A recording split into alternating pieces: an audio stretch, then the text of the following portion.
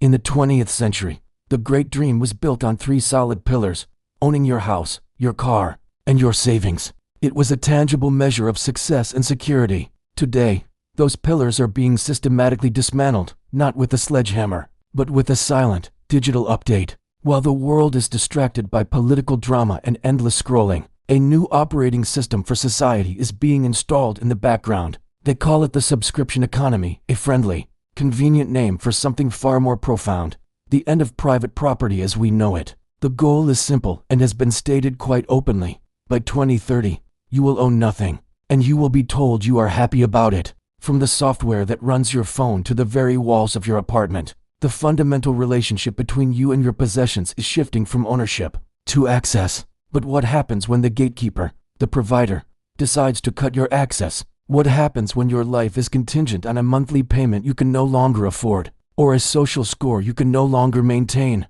Today, we're not just scratching the surface. We're deconstructing the entire system that is quietly turning you from a citizen into a permanent tenant in your own life. Welcome to how systems work. It all started innocently enough. Netflix and Spotify seemed like a great deal. For a small monthly fee, you got access to a massive library of movies and music. It was all about convenience. But that was just the test phase. Now, the system is expanding into every corner of our lives. Car companies are now charging monthly fees to unlock features like heated seats features that are already physically installed in the vehicle you supposedly bought. Software companies no longer sell you a program. They rent it to you forever. And if you stop paying, years of your work can become inaccessible. This isn't about convenience anymore. It's about creating what they call eternal cash flow. In this model, you never stop paying. The product is never truly yours. The moment you stop the subscription, a part of your life effectively shuts down. You're not a customer, you're a subscriber, and there's a huge difference. Now, let's talk about the bedrock of wealth for centuries: real estate. Land has always been the most stable asset, a foundation for family security and generational wealth. But now, it's being targeted. Trillion-dollar institutional funds like BlackRock are systematically outbidding regular families for single-family homes, buying up entire neighborhoods. Why? Because they don't want you to be a homeowner. They want you to be a lifelong subscriber to their housing portfolio. When you own your home, you have autonomy. You have a stake in your community. You have a tangible asset that appreciates over time. When you rent from a faceless megacorporation, you are just a line item in their quarterly report. Your rent can be raised at their discretion, and your stability is subject to their business strategy. They aren't building communities. They're building a portfolio of perpetual renters. And what about the things you think you own in the digital world? Remember buying a DVD, a CD, or a book? It was yours. You could lend it, sell it, or keep it on your shelf forever. It was a piece of physical media that belonged to you. Today, your digital library, your movies, your music, your games, your ebooks is just a license. You don't own it. You're renting access to a file on a server. We've already seen platforms delete movies and games from users' libraries because of licensing disputes. You paid for it, but it was never truly yours. The system can rewrite history or delete information in real time, and you have no physical backup, no tangible proof it ever existed. Control of the cloud means control of the culture. This erosion of ownership is also being accelerated by a less obvious, but equally powerful force: planned obsolescence.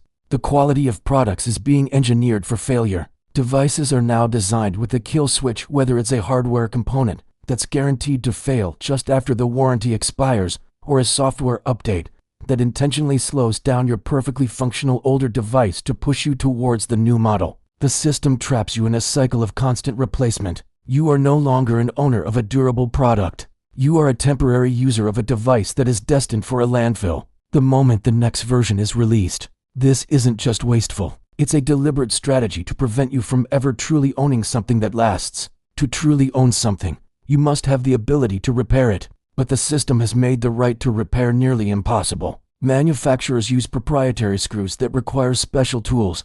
They glue components together, and they use encrypted chips that prevent you from replacing a part without their authorization. If your phone screen cracks or your tractor breaks down, you're forced back to the manufacturer and their exorbitant repair fees. This creates a dependency loop where the corporation controls the entire lifespan of your assets. It's a simple truth: if you can't fix it, you don't really own it. You are just borrowing it from the company that built it, and they decide when your time with it is up. In the old system, you bought a product. In the new system, the product watches you. Your smart home, your connected car, and even your refrigerator are becoming data collection nodes. These companies are not just renting you a service.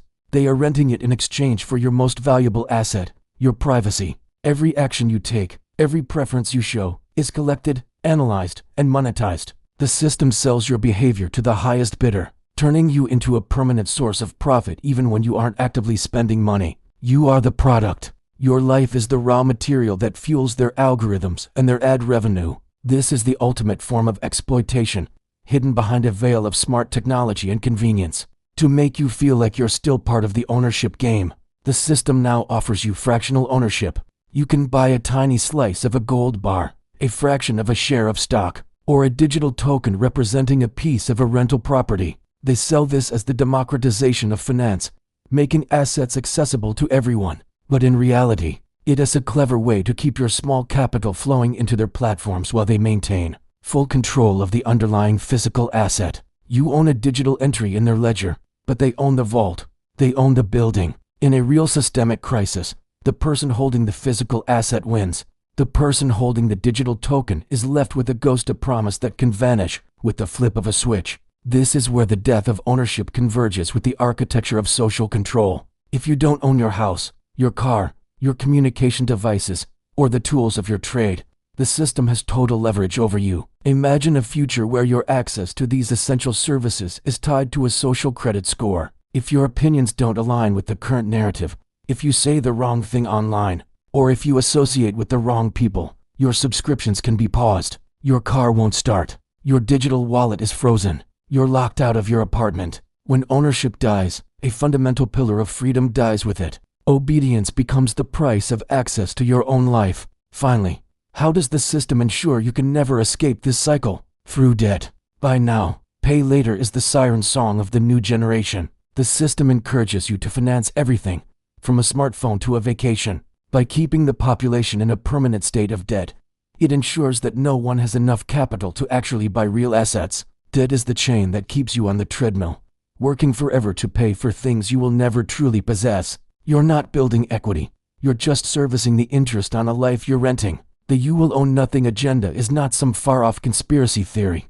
It is a business model. It is the most efficient system ever devised to extract wealth from the many and concentrate it in the hands of the very few. So, how do you fight a system that wants to rent you your own life? You start by recognizing the game. Then, you prioritize tangible assets. You support local businesses instead of mega corporations. You buy physical books and music. You learn basic skills to repair your own tools and electronics. You opt out of the convenience that costs you your sovereignty. The system wants you dependent, tired, and perpetually subscribed. The only way out is to start owning the means of your own survival, one small, deliberate choice at a time. Subscribe to how systems work to see the gears of the machine before they grind you down. Because knowledge is the one asset that can never rent back to you. Until next time.